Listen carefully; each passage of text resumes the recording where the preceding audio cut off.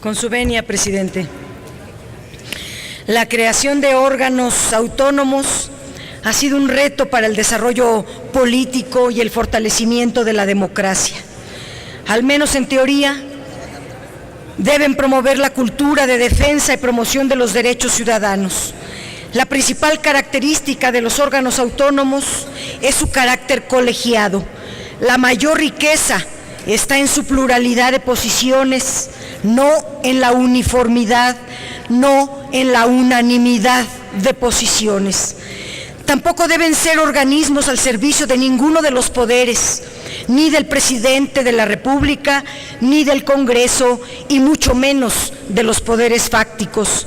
Para mala fortuna de nuestra incipiente democracia, actores políticos dominantes, poderes fácticos e incluso las élites de algunas fuerzas partidistas destejen en la oscuridad los avances que en materia de organismos autónomos hemos conseguido, y con ello vuelven letra muerta las legislaciones encaminadas a lograr la transparencia, el acceso a la información, entre otros tópicos.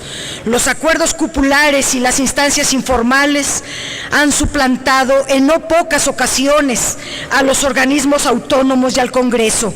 Con esta práctica han dado lugar al encubrimiento mutuo y a la captura política de muchas instituciones que deberían representar un contrapeso al poder, una piedra angular de nuestra democracia. Han confundido la realpolitik con el cinismo de las cuotas y los cuates. La ratificación de la designación de los órganos del sector energético es un claro ejemplo de esa captura política de organismos que en la ley deben gozar de autonomía, de profesionalismo, de independencia. La uniformidad en sus trayectorias, de formas de pensar y grupos políticos que los apadrinan es lo que prevalece en el perfil de cada uno de los propuestos. Para cubrir las formas se recurre al Congreso para validar decisiones previamente tomadas en acuerdos cupulares que mal esconden su afán de realizar negocios al amparo del poder público. Se anula la posibilidad del legislativo de que fiscalice y controle las decisiones. Con pocas excepciones, los perfiles presentados al Congreso responden a intereses políticos y económicos específicos y hacen evidente una vez más que el PRI y el PAN se reparten la mayor riqueza del país. Quizá el mejor ejemplo de la simbiosis funcionario público-gerente privado sea el secretario transeccional Luis Telles, propuesto por el PAN. Ya se ve que el dinero une lo que la sangre separa. Para el Comité del Fondo Mexicano del Petróleo, en este caso particular, hay además un claro conflicto de interés, dado que Luis Telles es integrante del Consejo de Administración de Sempra Energy, empresa a la que el gobierno de Enrique Peña Nieto acaba de adjudicar el millonario proyecto Los Ramones. Según informes de la Bolsa Mexicana de Valores que el propio Luis Telles dirige, el proyecto consta de varios tramos, el primero de los cuales se adjudicó a Gasoductos Chihuahua, que tiene un 50% de capital accionario de Sempra Energy, y el otro 50% lo posee una subsidiaria de Pemex. El principal problema es que la trayectoria de Luis Telles como funcionario público es, para decirlo menos, cuestionable.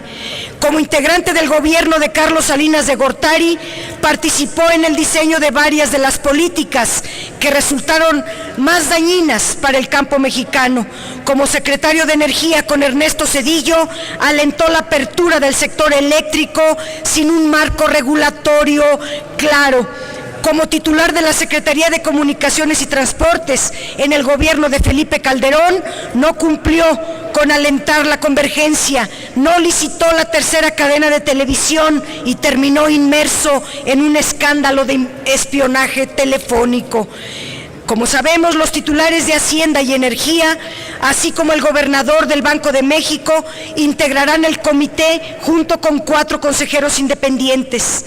En el caso del Fondo Mexicano del Petróleo, basta con que uno de ellos se allane a la política oficial para que la pretendida independencia del órgano al que nos referimos quede en entredicho, o peor, para que el comité se convierta en un órgano dócil, sometido a las decisiones del Ejecutivo, con lo que su papel de contrapeso quedaría totalmente anulado. Los candidatos presentados por el Ejecutivo Federal comparten características comunes. Forman parte o están vinculados a la tecnocracia dorada que en los años recientes agudizó la crisis del modelo petrolero. Además, sus perfiles los vinculan a empresas y consorcios con intereses en el sector energético. Y no solo deberíamos discutir si tales perfiles son los más convenientes en el contexto de esta reforma, sino incluso estar atentos a las violaciones a la ley que ustedes acaban de aprobar, como es el artículo 9 de la Ley del Fondo Mexicano del Petróleo, en varios casos que por el tiempo me referiré en una segunda participación. Tanto uniformaron los perfiles que los proponentes olvidaron el detalle de incluir a mujeres valiosas, por ejemplo, no las ligadas a los intereses, pero sí a mujeres profesionistas de las instituciones públicas del país. La tecnocracia masculina estará pues a cargo de una institución responsable del manejo de enormes recursos públicos y de decisiones que darán rumbo al principal sector primario del país. En Pemex, como sabemos, el Consejo de Administración estará formado por 5 funcionarios federales y 5 consejeros denominados independientes, quienes, si nos atenemos a las trayectorias de los propuestos, podrían estar no al servicio de la nación, sino de las petroleras privadas. Los consejeros, que son a su vez funcionarios públicos, jugarán 2 papeles. Representarán a las secretarías de Energía y Hacienda, por lo que procurarán seguir los lineamientos de sus titulares y, por otra parte, habrán de velar por los intereses de Pemex y de la CFE, lo que podría provocar conflicto de interés. Los artículos 30 de la ley de Pemex y 29 de la ley de la CFE establecen que los consejeros no deberían estar sujetos a la ley de responsabilidades de los servidores públicos y que se les aplicará un régimen especial. Se da entonces la paradoja de que son designados por el Ejecutivo, de que como secretarios de Energía y Hacienda son servidores públicos, pero tendrán un trato preferencial. Son funcionarios públicos para cobrar y no para rendir cuentas de sus decisiones. Con esta fórmula se sienta un precedente funesto que libera a los servidores públicos de rendir cuentas de sus actos. Además, tanto Pemex como CFE se subdividirán en filiales y subsidiarias, y cada filial y subsidiaria contará con su respectivo consejo de administración.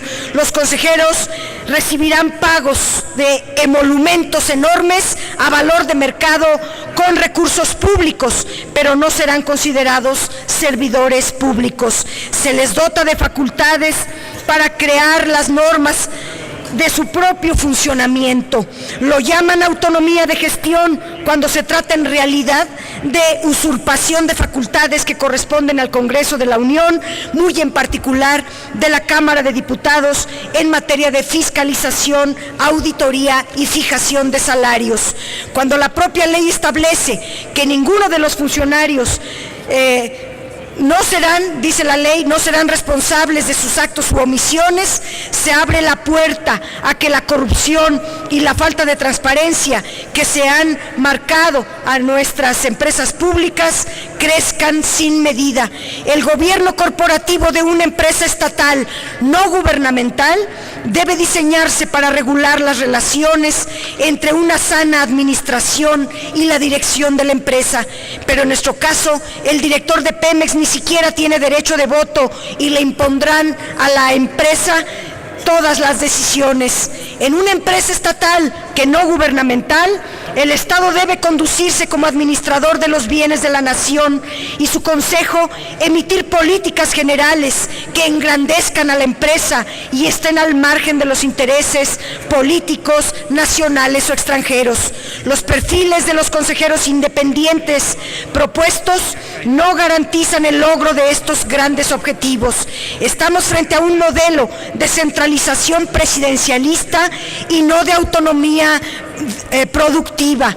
Esto contraviene cualquier noción de gobierno corporativo. Los nombres que hoy se votarán por la Santa Alianza Energética PRI-PAN estarán sujetos a presiones políticas, a conflictos de interés y representarán un grave retroceso porque son accionistas, contratistas o deudores importantes de Pemex.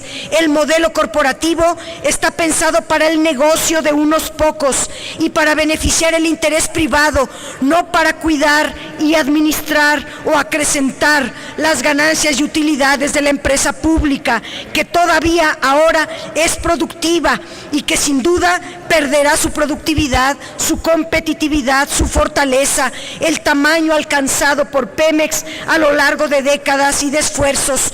Los propuestos por el Consejo de Administración, para el Consejo de Administración de Pemex, tienen un perfil empresarial que saben actuar para beneficiar a las empresas a las que sirven. Entre ellos tenemos a un expresidente de la consultora, un exdirector de ICA, el de Industrias Peñoles, y quiero detenerme solamente en el expresidente de British Petroleum, cuyo nombramiento viola abiertamente la ley.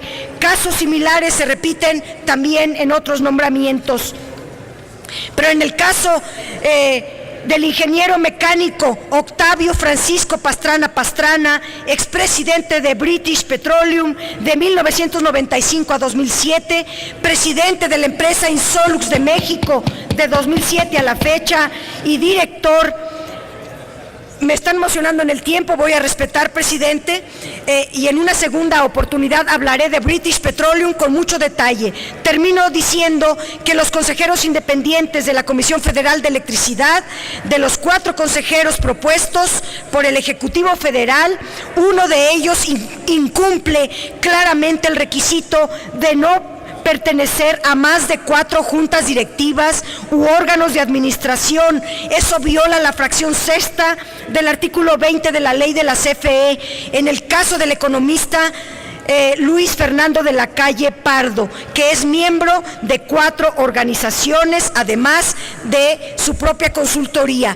Es evidente que el PAN y el PRI se asignaron cuotas en los organismos cuyos consejos están por votarse el día de hoy, lo cual no hace sino corroborar el debilitamiento sistemático y al deterioro de la imagen de organismos e instituciones que deberían ser salvaguarda de nuestra democracia. Lo contrario es facilitar el camino a la lógica autoritaria y al nuevo centralismo político que define al actual grupo en el poder. Pemex y CFE dejaron de ser empresas del Estado y se convirtieron en propiedad exclusiva de un duopolio político que gobierna desde que entró el neoliberalismo a nuestro país.